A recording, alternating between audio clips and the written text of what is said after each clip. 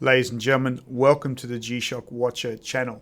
Today, I want to take you on a journey looking at a very rugged and robust watch which has been well known and loved by many people in the G-Shock watching community, and that is the MudMaster.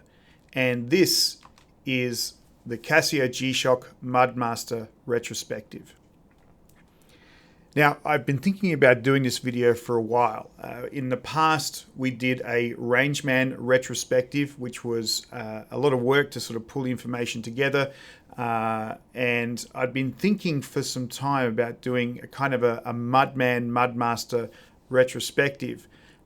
However, when I started to go into the information itself, there was enough content to be able to separate both the watches. So one specifically on the MudMaster and one specifically on the Mudman. And so I thought it would make more sense to break those two up and treat each one equally, because I think they both deserve their own video from that point of view. So I'm hoping that this video today, focused on the MudMaster, will help to bring greater understanding about what the MudMaster is all about, what its intentions are, who it's designed for, all these different things. It certainly took a lot of research, so I really appreciate you spending some time with me today. It'll probably be a longer video. I'm hoping you enjoy it. As always, please like and subscribe and share. I'm so close to being able to get to a point where there's a little bit of monetization here. I'm not a massive media empire, but if there's money to be made that can help me buy G-Shock watches and do more videos, then things are fantastic. So thank you so much for your support.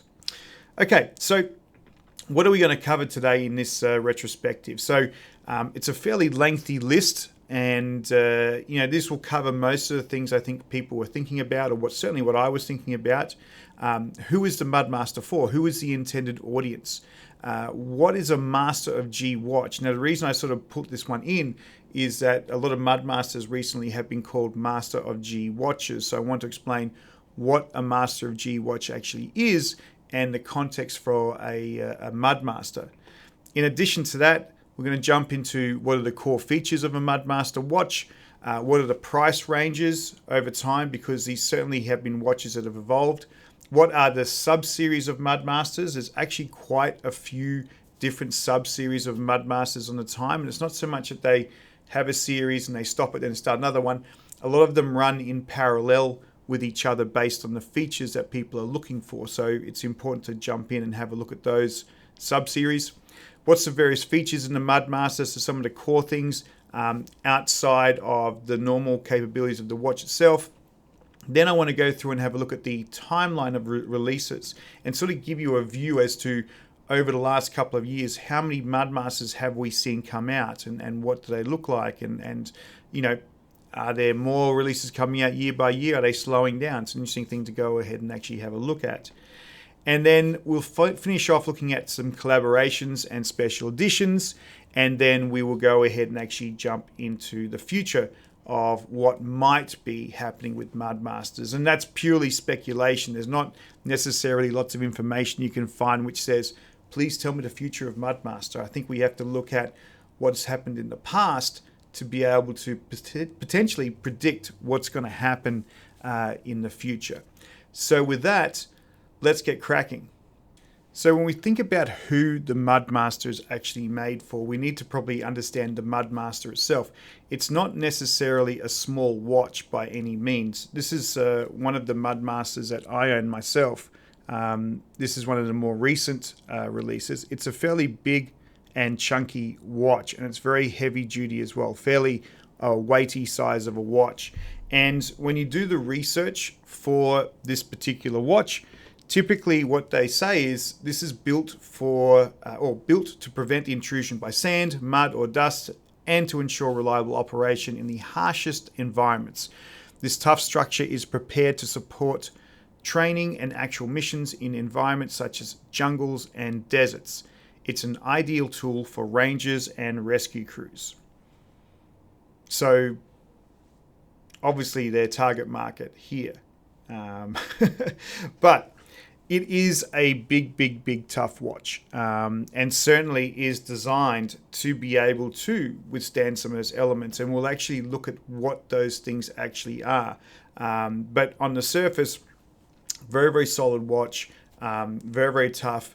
We know it's got vibration resistance in the watch itself as well, and it has a whole range of different features that could potentially be sort of called survival type features.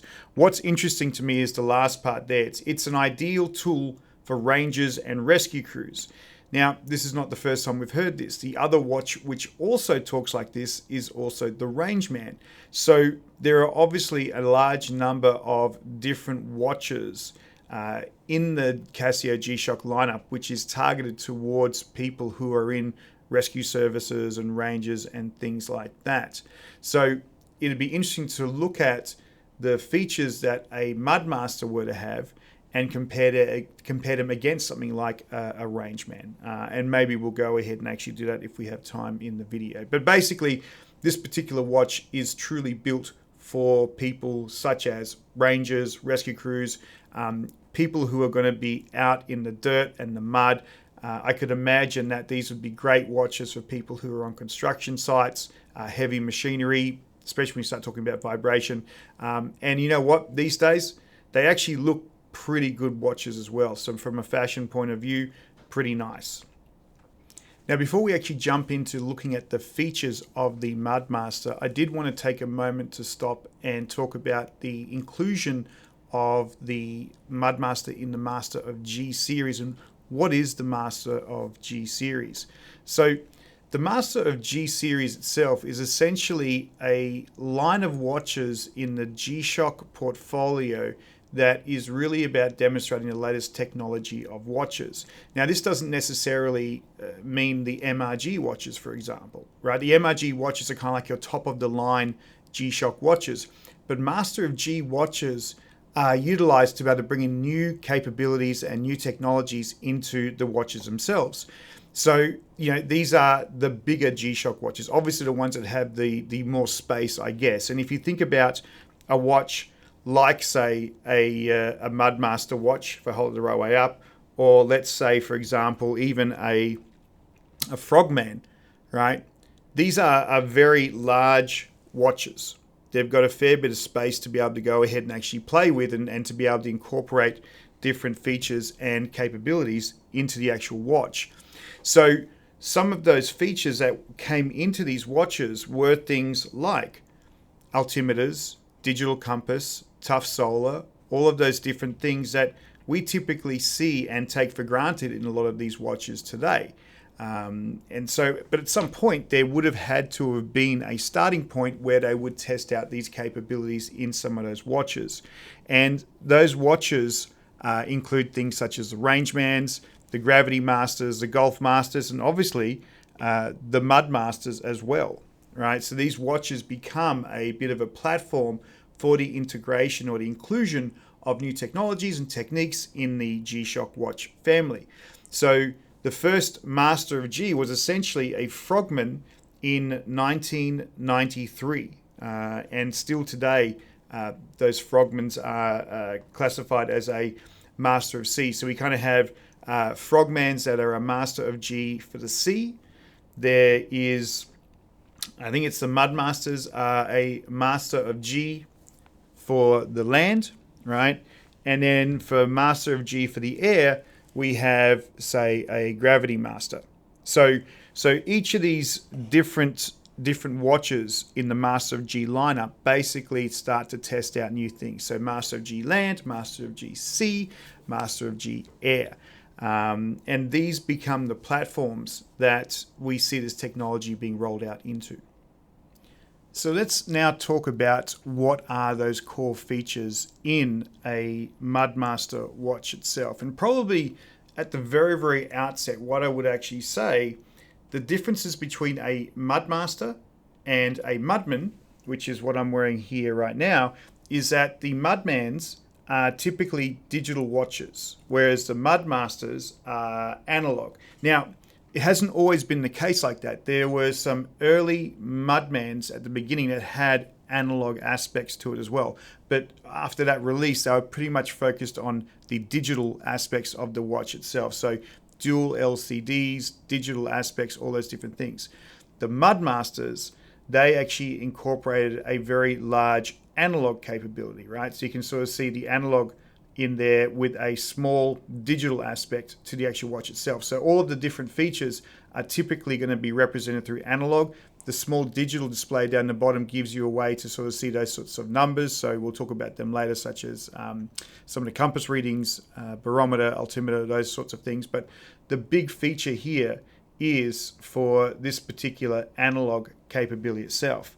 But in addition, some of those core features, there is the aspect of mud resistance, there is water resistance, there is world time, time zones, alarms, and auto backlights. Now, I know many people are going to say, hey, Matt, there's a lot more to it. And yes, we will get to those things. But what's interesting is that if we look at the different sub-series of MudMasters, not all of them had all of the features that today's MudMaster actually has. It takes some time to actually incorporate them actually in. So these are what we see as core features for pretty much all of the MudMaster series that's available in the market today. And from those original releases, we see those inclusion of new capabilities and new features being added on to be able to get to where we are with the MudMaster today. Now, of course, one of the big features which most people tend to talk about is this aspect of mud resistance. And mud resistance is really what the MudMaster is all about. And it's a little bit controversial. Not necessarily controversial. Some people try to understand, well, if I'm water resistant, can't I be mud resistant as well? So what is the difference between mud resistance and water resistance when it comes to a MudMaster? So when we think about it, you look at these two elements, materials. Sand is a physical thing. It has grains in it. It's not something that's going to go ahead and actually break down to anything else. Whereas water obviously can dry up. It's not got it's got a physical presence, but it's much more malleable. You can squash water and it'll just sort of push out to the sides. If you squash sand, it's not necessarily going to compress into anything that it can't do. It's going to be pretty much a material which gets to a certain amount of density, I guess is the scientific word. I'm not very, very good with science, but you can't necessarily compress sand down to something more than it actually already is.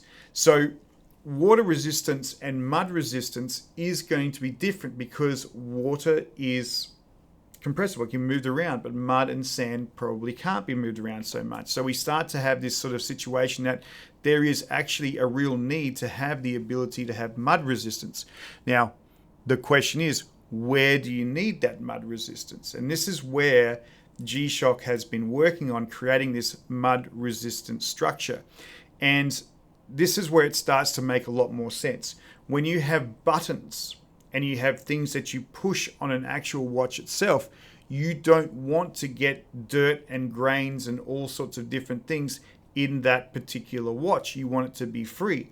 And so what G-Shock has actually done is built this mud resistant structure where the buttons themselves are actually in airtight gaskets. So you can't get dirt into them. You can't get grains of sand into them. So when you go and push on them, you're always going to be able to push them. You're not going to get something in there which restricts the movement of the buttons themselves. And the technology behind this is fairly comprehensive. In these particular watches themselves, on the side here, you've got these the crown, and the crown is actually sealed with a screw. And in the diagram, it probably shows it a little bit better, but you've got this sort of screwable crown on there, and there's that red ring around it. And that red ring helps to seal and also give an indication if the crown's actually loose. The button at the front you can actually see is in a sealed gasket as well to ensure that grime and dirt and things like that don't get in there. So the concept of mud resistance is very, very different to water resistance. The whole idea of mud resistance is to ensure that grains of sand and dirt and mud and everything don't get into the button mechanisms to prevent the actual functionality of the watch itself and prevent you from pressing the buttons, because if this was your daily driver and you used it in environments that were sand and mud and all these different things, it could essentially damage the actual watch itself, or at least prevent the functionality of getting access to things like the compass or the altimeter or the barometer, or even in some situations, the ability to activate the light. So this design helps to create that area of safety around the buttons to ensure that it doesn't get impacted by dirt and mud. The other thing which is interesting as well in this structure is that these actual gaskets, I guess you'd call them, or at least where the buttons sit, they have vents in them as well. So, to release air pressure. So if you were going up and down a mountain or at different things, the air pressure would obviously change over time. And so the vents allow them to release air from these particular areas. So, it's a pretty clever piece of technology. So it's not just a watch. Like, there's a lot of engineering that goes behind this particular watch to ensure you have that resistance to dirt and have that resistance to mud.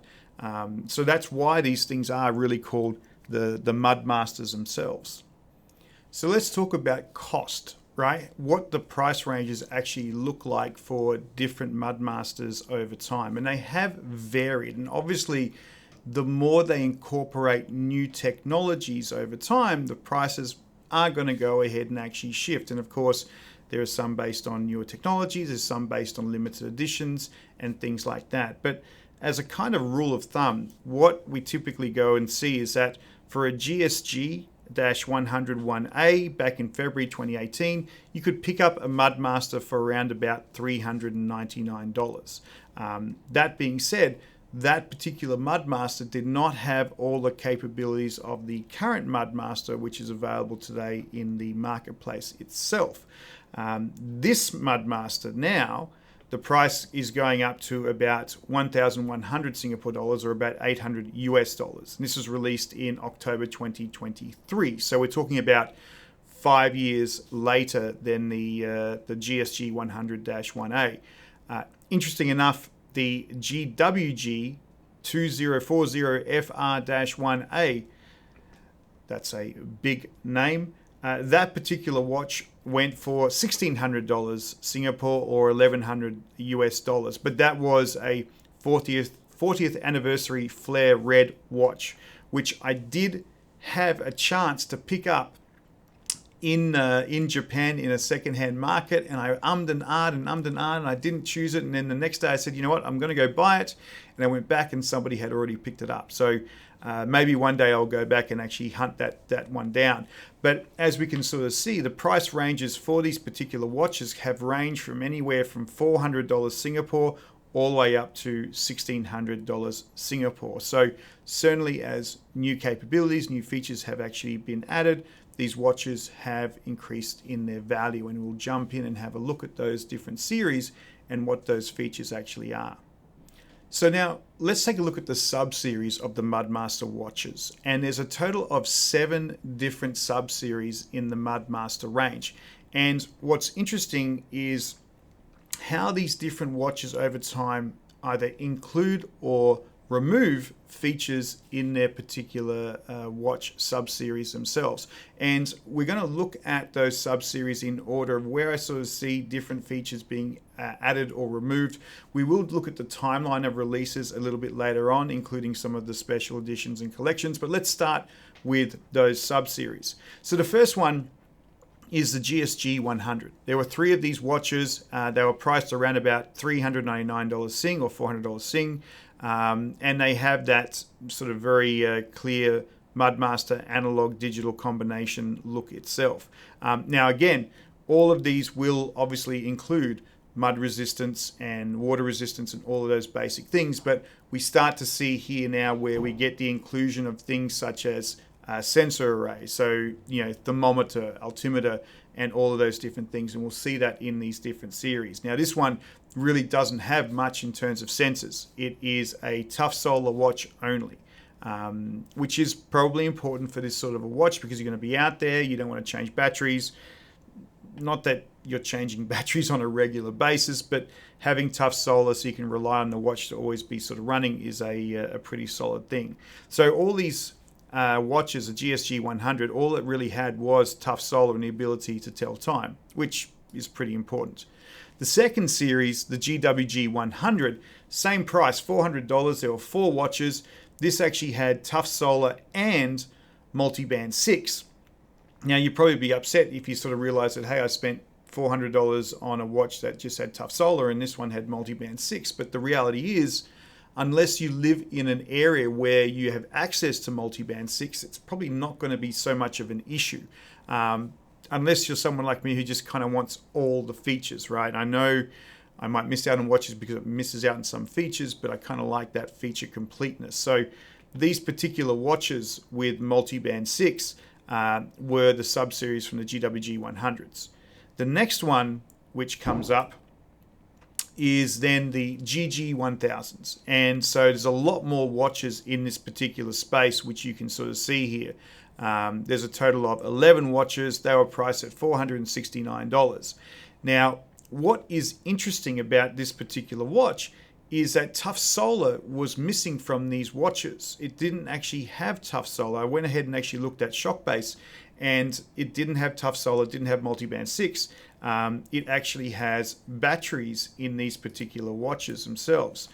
So if we go across and have a look here at Shockbase and check out a GG 1000, come down the bottom, no tough solar, no multiband 6. We did have a sensor, so a thermometer and a compass, but outside of the traditional features, not much else. So it was interesting to sort of see that there was the removal of tough solar from these particular watches, and they went back to, let's have a look here, back to a battery, which was a 2-year battery. And today we have obviously the 10-year batteries, which obviously work a little bit better, but this had a 2-year battery on it. So it was interesting to see tough solar being removed, but you still had a compass, you still had a thermometer. So this is more like a dual sensor watch from that point of view. 11 watches, some very interesting ones. You can sort of see here, there's some Burtons, there's some Wildlife Promising, Team Land Cruiser. We'll talk about some of these later on, but this is where we start to see a lot of collaborations popping up in these watches. Okay, then we get into the GGB 100, and what we start to see here is a much more comprehensive set of features of what's in the MudMasters today. So carbon core guard, altimeter, barometer, compass, thermometer, step tracker, sunrise and sunset, and Bluetooth. Now, these watches, 9 of them at around about $579 Sing. This is where it gets kind of interesting. This was what you would potentially call a quad sensor watch because it has altimeter, barometer, thermometer, compass. Those are 3. You add the step tracker, that's a 4th one because there's an accelerometer to help you do that. So this is a quad sensor MudMaster watch, which was in the marketplace for people to go ahead and actually use. So there were 9 of them, a few collaborations there. You can sort of see these are some of the Army ones here. So British Army, Esquadra, which is a Portuguese defense force as well. But there you go, GGB 100 with a step tracker. And this is where we start to see some removal of features. If we go to the next line, which is a GWG 1000, and we're starting to get up in prices now, there were 11 of these particular watches. This had alpha gel vibration resistance, low temperature resistance, tough MVT, altimeter, barometer, compass, thermometer, tough solar, and multiband 6. So this is a triple sensor watch. The ones before were a quad sensor because they had the step tracker feature in there. This one doesn't have a step tracker. This is actually a triple sensor watch instead. It also doesn't have the sunrise and sunset feature as well. So almost in theory, if you think about it, coming back to these particular watches, the GGB 100, they actually seem to have a lot more features in them, but maybe didn't have as much as the protection that the later watch actually has, the GWG 1000, because it has the alpha gel vibration resistance, low temperature resistance, tough MVT. But more capabilities in this particular watch. So it's kind of interesting. Is there a trade-off here? Is it because by putting in tough MVT, MVT, alpha gel, all those different things meant you have to take out the accelerometer? It's always going to be a bit of a compromise over time. So that was the GWG 1000, 11 watches, $939 Sing from that angle. Then we get to the GWG 2000, and we see a lot less watches here, 6 watches. These ones had alpha gel, vibration resistance, carbon core guard, low temperature resistance, tough MVT, I really struggle saying that, tough MVT, altimeter, barometer, compass, thermometer, so triple sensor, tough solar, and multiband 6. There's our 40th anniversary Flare Red watch. Very, very nice watch. That's the high price there. And then the last one is the GWG B1000, which is this particular watch here, right? So the GWG B1000, 4 watches that have been released, priced at around about $1,100 Sing. They feature alpha gel, vibration resistance, carbon core guard, diamond-like coating, and this is where it's a little bit different to the previous releases, right? So this is that DLC diamond-like coating. Low temperature resistance, tough MVT, altimeter, barometer, compass, thermometer, tough solar, multiband 6, and Bluetooth. So really, this is where we're at today in terms of features for the MudMaster. It's kind of maxing everything out, but it does not have a step tracker, so it doesn't have an accelerometer, and it doesn't have the sunrise and sunset features as far as I'm aware. So this is the Master G line. It's the MudMaster with all of the latest capabilities in it. But some things have taken off over time. So it's interesting to see as these different MudMasters have been released at different price points and different feature sets, there's a large range of selections you can actually make when it comes to purchasing a MudMaster. So now we've gone through most of the sub-series, let's talk about some of the core features of what these watches actually have. And we're talking about some of the sensor arrays and things like that. So first off, if we go over here, the sensor arrays in a triple sensor watch, it typically covers these three areas: a digital compass, an altimeter, and a barometer thermometer, right? So the barometer thermometer is a single sensor in itself. So a digital compass is fairly straightforward, right? Kind of tells you which way you're actually headed. But it has some additional features as well. It gives you the ability to help you set a bearing and actually follow that bearing around. So it helps you navigate in, I guess, forests and your house. It also has the ability to drop a location pin and be able to backtrack to that location. And obviously you need GPS features for that, and the phone doesn't have a GPS. So because this has Bluetooth, it's able to pair to your phone and utilize the GPS features with the watch, the GPS features of the phone in conjunction with the watch. So you can hold down the button here and it'll drop a marker through your phone's GPS and then allow you to be able to backtrack from that as well. So the digital compass itself is not just north pointed. You can go ahead and actually use it for a little bit more complicated features from that angle. The altimeter, right, that gives you the ability to sort of see how high you actually are, right? So that's obviously important. There's a altitude tendency graph you can actually see as well. So that's kind of good, I guess, if you're hiking to go up and down. It might give you indication as to where you are. And then finally, the last one is this barometer thermometer. And a thermometer is fairly straightforward in terms of what you can actually do. Tells you the temperature. The barometer was one which I was always confused about. Like I never really understood what a barometer did. I wasn't a weather person. But I did some research, and really what the barometer tells you is that based on the number, if the barometer itself is over $1,000, that means the air pressure is high, so the weather should get better.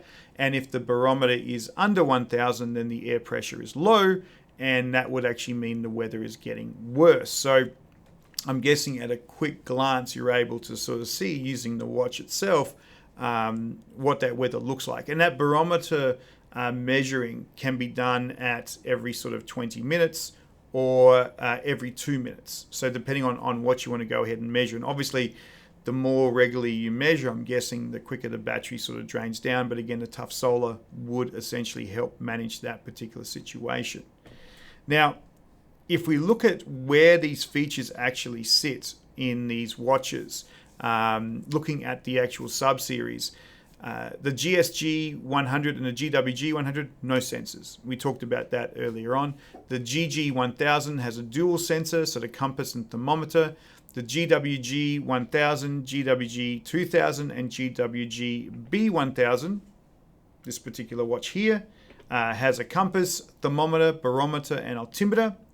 And then the GG-B100 is the one with the quad sensor, a compass, a thermometer, a barometer, an altimeter, and a step tracker as well. So what we can see is that there's a large number of spread between the different features of the different watches themselves. Now, in terms of functionality with smartphones and things like that, Bluetooth was available only on the GG-B100 and the GWG-B1000.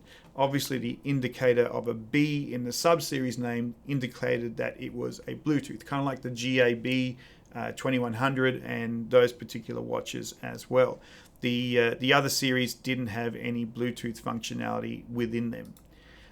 There's also some of the features on vibration resistance, and so this is where we hear about alpha gel and all these different things in the actual watch themselves to protect it. And so that alpha gel gives you the ability to have a vibration resistant structure. So alpha gel is packed under and around the module to protect the watch from malfunctions or damage due to vibrations. Washers securing the lug screws help prevent vibrations from loosening the band. And alpha gel itself is a soft gel material with silicone and its main component featuring superior vibration absorption capabilities. So what that basically means is when you're sort of vibrating and moving around, it's not necessarily doing a lot of big impact to the actual hands. It's actually protecting the watch. Those lugs that they talk about, if I can sort of get it here, these are the lugs on the actual watch itself to be able to protect the band from loosening too much from that angle. So a lot of these protection features built into the actual watch to ensure that when it's in a brutal space, when it's got lots of vibrations, it's got lots of damage and impact, it will keep going. It's built to be a very, very resilient sort of watch from that angle. Now, before we do jump into the timeline, one of the comments I made before was the design of who this watch was actually for, right? Remember at the beginning it was stated that it was for rescue teams and rangers, and that led us to sort of think about, well, isn't that kind of like the Rangeman as well? And so I thought, interesting enough to go ahead and actually look at some of the features of the Rangeman as compared to the MudMaster. Now we know, for example, this particular watch, the GWG 1001A, so we're not talking about the very latest one, but this one has the alpha gel vibration resistance, low temperature resistance, mud resistance, tough MVT, and the sensor arrays, tough solar multiband 6. And price range was around about $939. If we look at the Rangeman, on the other hand, this is a GW 9400-1. This was released in October 2013. So just for comparison, August 2015, if we go down and have a look, it also has mud resistance as well for its actual buttons and things like that. However, it doesn't necessarily have all of that tough resistance, so alpha gel vibration resistance, carbon core guard, tough MVT. It definitely has the sensor arrays, so altimeter, barometer, compass, thermometer. It's got sunrise and sunset, which wasn't, I don't think, in the MudMaster there. No sunrise and sunset. It has all the time zones. It also has auto backlight, multiband 6, and tough solar, which is the same as this watch as well. So, interesting enough, the Rangemans also have that same level of mud resistance that a MudMaster has as well, except it has, I guess, lesser protection features in the actual watch itself. The other thing I would sort of say as well, different designs, right? The Rangeman is a digital watch. There is no analog Rangeman today. the MudMaster has that combination of analog and digital as well. So I guess at some point you can get the features, the majority of the features. It'll come back down to the style and what you're looking for. Okay, so we talked about some of the features. Let's look at the timeline of these releases over time. And as I sort of said, it started back in 2015. I want to get to where we are today. So if we have a look, in 2015, there were 4 releases of MudMasters in the market coming out in August and October. We can see it starts off with the GWG 1000s as a core release platform, and we got in there as well one of the special editions, a black and gold Master of G, but 4 watches in that 2015. In 2016, we had a big slew of watches. So we had 9 watches being released across a number of different sub-series. And it was pretty much strong coverage across the entire year from March all the way through to December, where we saw some standard watches being released and also some special editions. In 2017, we had 5 watches being released. So we sort of had a big, strong showing in 2016 with 9 watches. In 2017, we went down to 5 particular watches. In 2018, came back up again, 8 watches being released. A lot of those watches being released at the beginning of the actual year, in the first sort of quarter, and then a couple more towards the end of the year or middle of the year. 2019, we had 5 watches being released, a couple of interesting collaboration watches there. 2020, we had 3 watches being released, a couple over a 3-month period. And then in 2021, 3 MudMasters. 2022, 3 MudMasters. In 2023, 4 MudMasters. And in 2024, 1 MudMaster. So what's interesting when you look at the timeline here is that there was a big impact of lots of MudMasters coming to the marketplace, but then over the last couple of years, they've really started to slow down the release and the production of those particular watches. And if we look forward to where we are today in 2025, well, there's no MudMasters here yet. So hopefully we will actually see another MudMaster coming into the market, and we can sort of talk about some of those things in the futures section of this particular video. But, you know, quite a large number of watches that have been released. We saw it sort of start off, we saw it peak, and then start to come down again from that angle. Moving on from the actual timed releases, if we look at the collections and special editions that actually came out, there were quite a large number. I mean, this is one of the things which I kind of liked about the Rangeman, was the number of different collaborations and special editions that came out. It makes it want to be a bit of a collector's watch. And the MudMaster is no slouch in this department either. There was a total of 23 collections and special edition watches that have actually come out over time. Now, I'm not going to go through every single one here because this will take some time, but there are some interesting ones that I thought were kind of cool. There's a lot of Burton watches, right? So you can sort of see the Burton watch here. There is a Jurassic Park watch. It is, here we go here, the GWG 1000 GB. This is a Jurassic Park edition watch.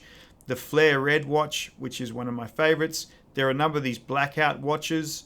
The Wildlife Promising watches were certainly very strong, and also some of these Team Land Cruiser watches, which are really, really nice, and then also some of the Real Services watches, so British Army, Esquadra, the Emergency Colors ones, you know. So there's lots of really interesting watches that have actually come out over time that have taken on a bit of their own flair, a bit of their own design, but they've really been able to sort of strike out and sort of go, well, that's a very, very interesting watch. Like, tell me the story behind it. And you can go ahead and actually do that. It's kind of like my Rangeman watch. I don't have it with me, but my Rangeman one for Hong Kong Fire Services Department. It's a very striking watch with an interesting history. Some of these collections and special editions in the MudMaster range also are very, very interesting watches as well that can be a talking point for a watch collector. Where do we head next? You know, we looked at 2025. We're already just rolling into April. We haven't seen a release yet. Maybe in April we might see some releases for MudMasters, but I haven't seen any news that would indicate that. But what does a potential MudMaster of the future actually look like? If I draw comparisons to what we've seen other watches do, some of them have taken on a evolution in what they were trying to go ahead and actually target. The Rangeman obviously was one of the more controversial ones, where it started off as a product designed for rangers and rescue services and things like that, but it feels like it's gradually over time started to become almost take on some more fitness features and things like that. Maybe the MudMaster and the Mudman become that platform now for the future, that much more rugged sort of watch that really is targeted for rescue services. Certainly the technology that's actually utilized, the toughness of the watches, the vibration resistance, all of those different things become very, very apparent, very, very important. But at the same time, people will tell me, hey, you know what, a Rangeman doesn't need that vibration gel and resistance because it's all digital, which makes a lot of sense as well. So that could also be a ruggedized watch. It certainly has the mud resistance. It has all of the triple sensors and all those different things. Certainly in the initial Rangemans, and to be honest, I haven't checked out the latest Rangeman, so I could be totally wrong there. But maybe if we look towards the future, what could be incorporated into the MudMasters that other watches had? Now, considering the MudMaster is predominantly an analog watch with a small digital display, I kind of wonder, does it make sense to be able to use a memory and pixel display for the LED component of it, or LCD component, the little sort of digital screen there? Does a memory and pixel screen make sense, or is it too small to be able to actually utilize itself?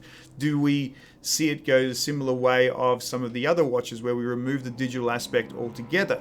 I think that would be challenging, because how would you get the sensor information, altimeter, and all those different things working from that point of view? Maybe what we see is a full metal MudMaster come out from a style and fashion point of view. And I think there's lots of different ways that Casio and G-Shock can go with this. They can go for a fashion model. It is a very striking watch. You could look at doing a full metal version of it. You could incorporate new features. Perhaps do we bring back the step counter into the MudMaster watch? Do we bring in GPS into the actual watch itself? Although that might require it to actually have a USB charge as well. Maybe tough solar becomes more efficient and you don't necessarily need a third-party charger. I think there's a lot of opportunities for this platform to do interesting things. After all, it is a Master of G, which is really meant to be able to be a platform for testing of new technologies for the future of G-Shock watches. I certainly love this particular watch. I will tell you, it is a heavy watch. It's a big watch, but it is a very bold and striking watch. And if you do love G-Shocks and you've got some money to invest, you certainly can't go past investing in at least one MudMaster in your collection. They are bold and beautiful watches. I'm super glad I have one, and I'm looking forward to seeing where Casio and G-Shock can take MudMasters for the future. So ladies and gentlemen, thank you so much for your time today, spending time with me. I know this is a long video. This is a retrospective where we talk about the MudMasters and what they are. And we will go ahead and actually do one for the Mudmans as well as a sort of comparison. But I would like to show my sincere appreciation if you made it this particular far. If you did, please consider liking, subscribing, all those different things. I really appreciate it. Your support makes me want to do this every single day. Thank you so much, and take care.